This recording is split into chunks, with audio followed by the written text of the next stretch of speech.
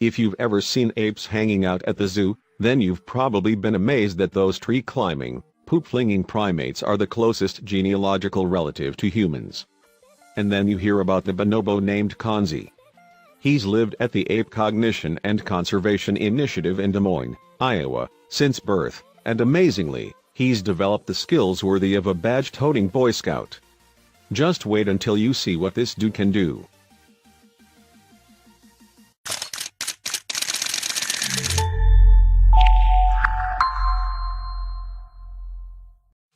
When you watch their huge, hulking forms swing from tree branch to tree branch in between intermittent bouts of bug picking, it can be hard to believe that apes are so closely related to humans on a genealogical level. Until you meet bonobos like Kanzi, that is. Kanzi has lived in Des Moines, Iowa's Ape Cognition and Conservation Initiative since birth. He's 35 years old, by the way. The initiative develops and accomplishes projects to help great apes all over the world, but in the meantime, they work with Kanzi on some behavioral lessons. In other words, they try and teach Kanzi to do things like a human would. The organization's work with Kanzi has been nothing short of spectacular. Now, he has all the makings of a world-class Boy Scout. He can gather kindling, coax a flame, and roast a marshmallow so easily it might make you burn with envy. Somehow, though, that isn't even his most impressive talent. But first, how did Kanzi take his first steps towards the metaphorical cooking merit badge? According to Dr. Savage Rumbaugh of Achi, Kanzi used to watch the film Quest for Fire when he was very young, which was about early man struggling to control fire. He watched it spellbound over and over hundreds of times.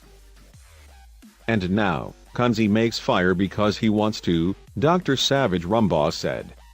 Hopefully they won't be dealing with a future arsonist at the initiative. Thus far, Kanzi just likes cooking marshmallows, though cameras have also spied him roasting hamburgers in a pan. When Kanzi is all done with the fire, and after he's eaten his mallows, he even knows to pour some water on the flame until it's extinguished. That's enough to make Smokey the Bear shed a single, prideful tear. Still, Kanzi has another talent, one that far exceeds his penchant for fire safety and inhaling roasted marshmallows. When Kanzi was a baby bonobo, a bonobo, if you will, ape psychologists tried to teach his mother to use a keyboard. Unfortunately, they failed miserably. What they had succeeded in, however, was speaking loudly and clearly enough so that little Kanzi, who was always nearby, probably watching Quest for Fire, could overhear and pick up the lessons himself.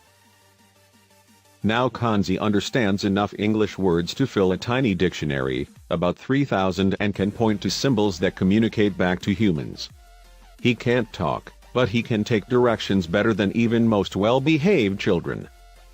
To prove it, in one popular YouTube video, Kanzi sat with an instructor who wore a mask over her face so he couldn't just read her lips.